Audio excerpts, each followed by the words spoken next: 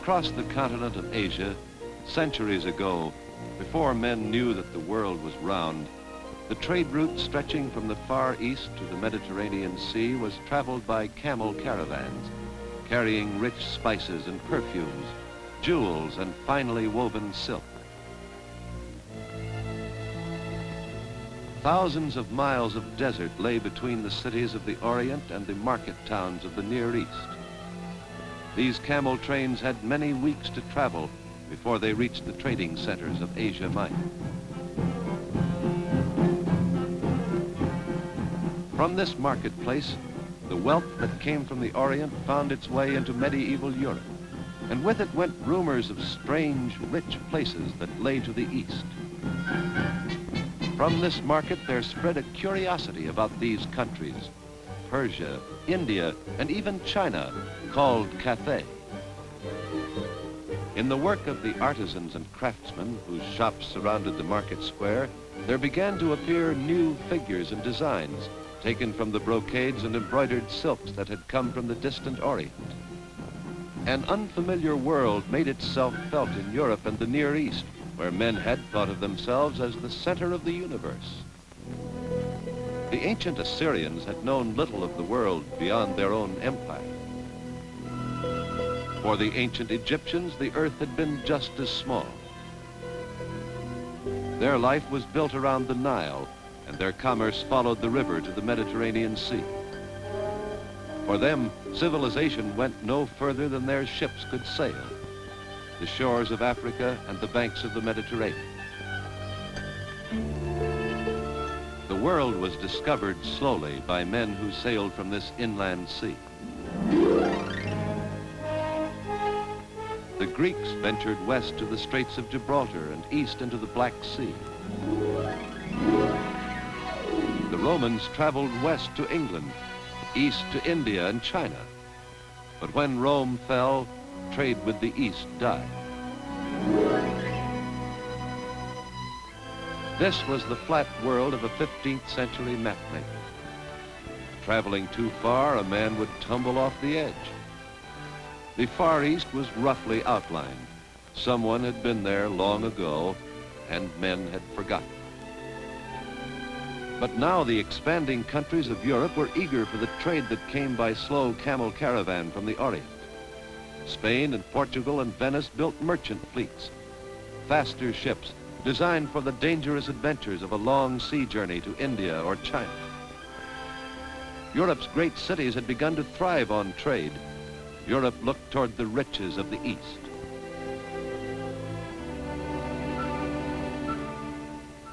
Most men thought that Christopher Columbus was going in the wrong direction when he crossed the Atlantic, hoping to reach the continent of Asia.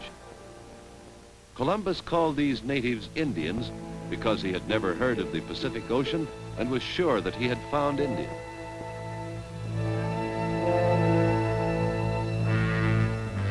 These were the men who lived in the new world that Columbus found in 1492, the fertile land that was to be called America.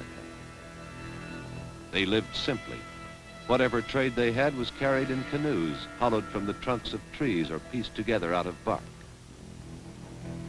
Before long, this land was to become a great center of trade and commerce, but not yet.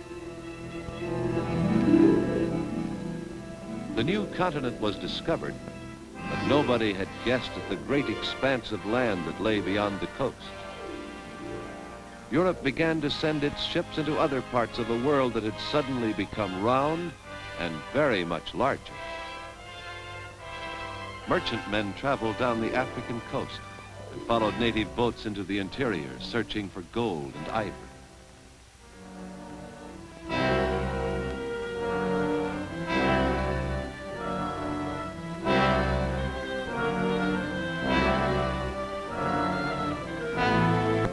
Trade with strange men in strange countries opened new horizons, and sailing men became more daring.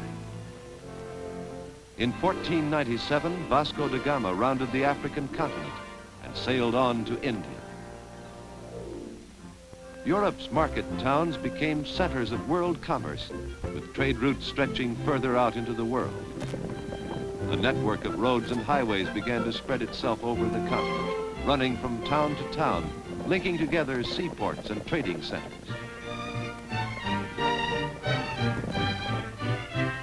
While the cities of Europe grew, the world had been circled and the shape of its continents charted. America had grown on the map.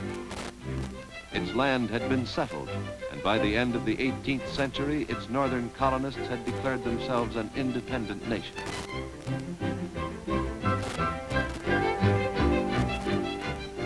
The 13 United States through which George Washington traveled in 1791 were ready to play a major role in sea trade.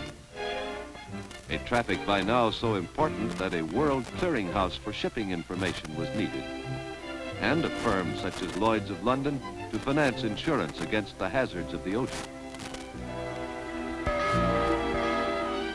To Lloyd's came news from harbors in every part of the world. News of ships lost at sea, and news of cargoes brought safely to port. Now in America, the forests of New England were coming down to build the country's clipper ships and schooners. Trade and transportation were speeding each other's growth.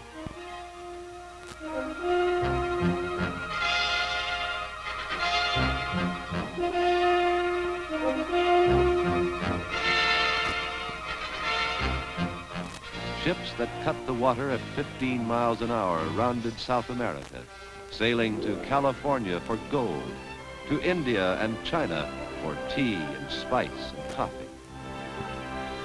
They explored the islands of the Pacific, discovering strange new people whose lives were primitive and filled with danger.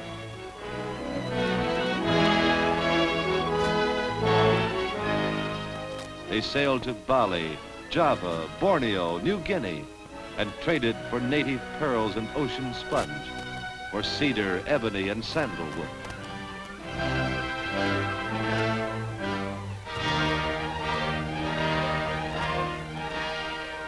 They came home again with strange tales to whet the curiosity and lavish cargoes for a commerce-hungry country.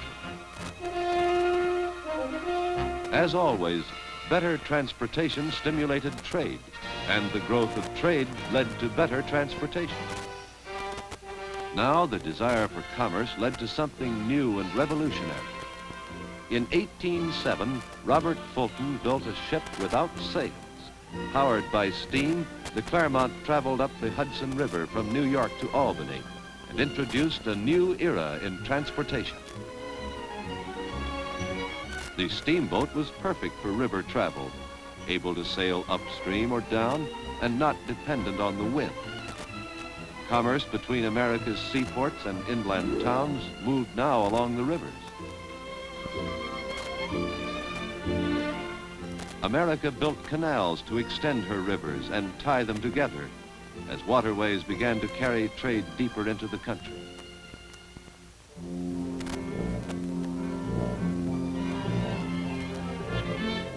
But America's pioneers couldn't wait for steam to change the country's transportation.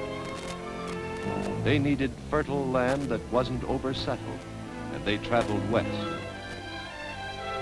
The West was opened by men who had only the power of their horses to carry them across the treacherous prairie land.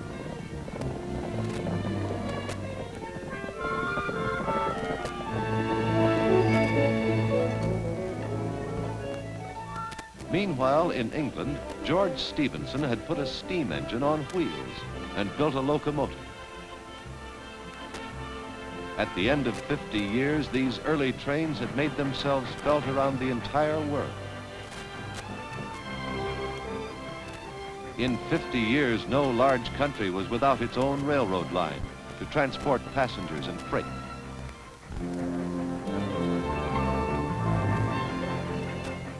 In the same time, the American continent was spanned twice by the railroad, in Canada and in the United States. The world was beginning to travel and do business at locomotive speed.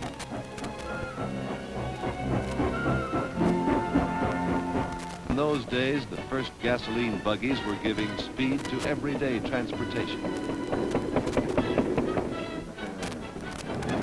Automobiles that seemed at first to be a joke began in the early 1900s to take over the roads and take over the transport load that had been drawn by horse.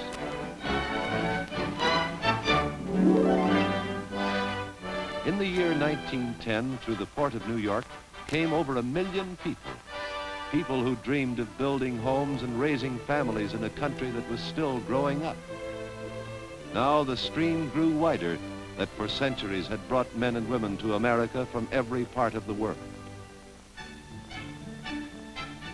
Life in a harbor city changed rapidly, responding to the energy of the country's new citizens. Everything speeded up.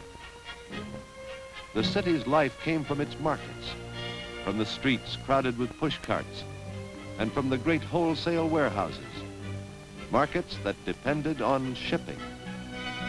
Men who knew the importance of moving farm products and manufactured goods turned transportation into an immense and vital industry. Merchant ships with a nation's wealth piled in their holds made stronger the chain of communications between the port cities of the world.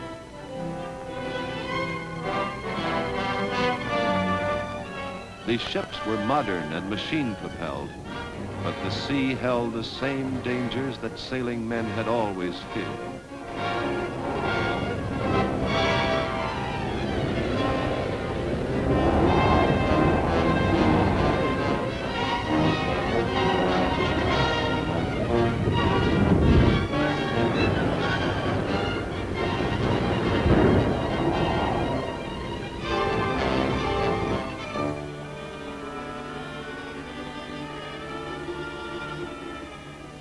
Because the passage between the Atlantic and the Pacific was too slow, men had planned for years to breach the Isthmus of Panama with a canal.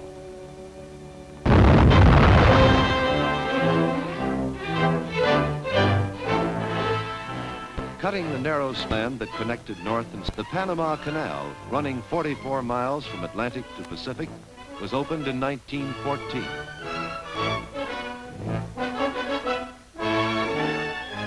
Just as the canal at Suez saved a trip around Africa, these locks took the place of a long and dangerous journey around the tip of South America. Men had built shortcuts through the width of the world to bring a ship's cargo into port in half the time.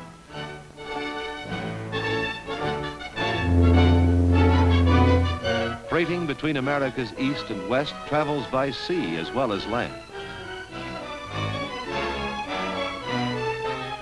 Cartons and crates and packing cases that carry the nation's foreign and domestic trade pile up on the docks, ready to move by truck and rail to the warehouses and markets.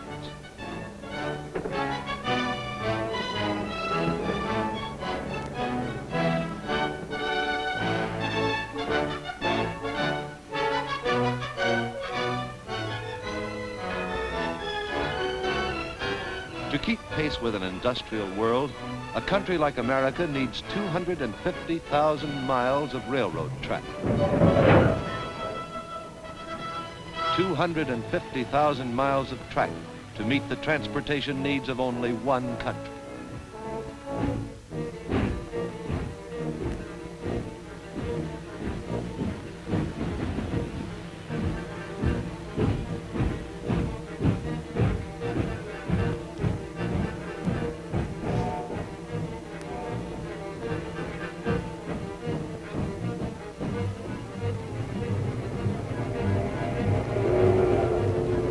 Railroads running from border to border, coast to coast, connect the farming village with the factory town, link ocean ports to inland cities, bring together men who buy and men who sell.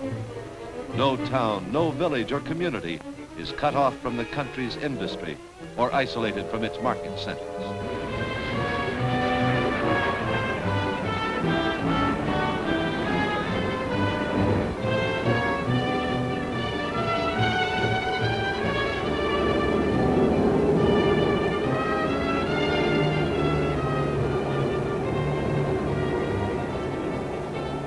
For a trip across the continent that may take several days, the modern passenger train is made for comfort, speed, and easy riding in a world that builds on rapid transportation. The heart of any railroad system lies in the city, the freighting center, the terminal point where planning and engineering coordinate the lines, bring them together and cross them. This is the last stop and the beginning of another run.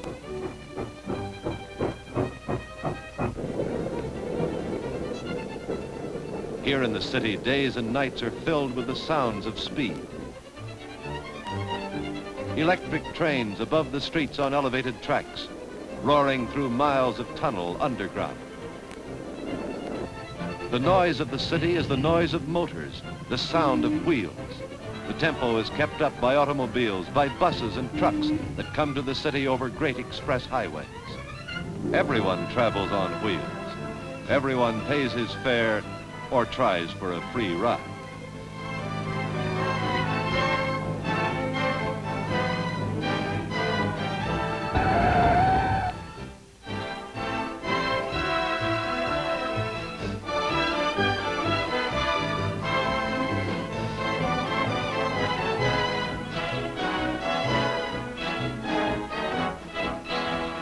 A web of highways and bridges spreads out from the city, winding over the countryside in a tremendous maze, carrying passenger cars and trucks, commerce and freight, 3,000 miles across the entire continent.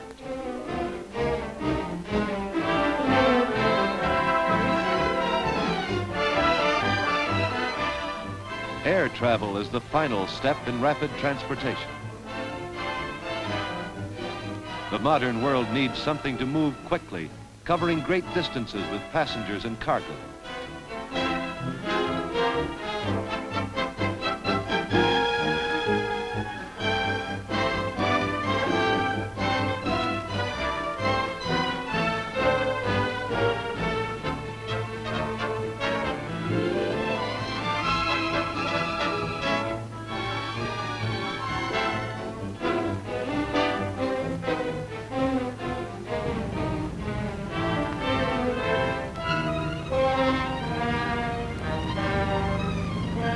Along the trade routes of the future, the airplane travels, flying a swift, straight line between the cities of the world, bringing close to each other countries and continents.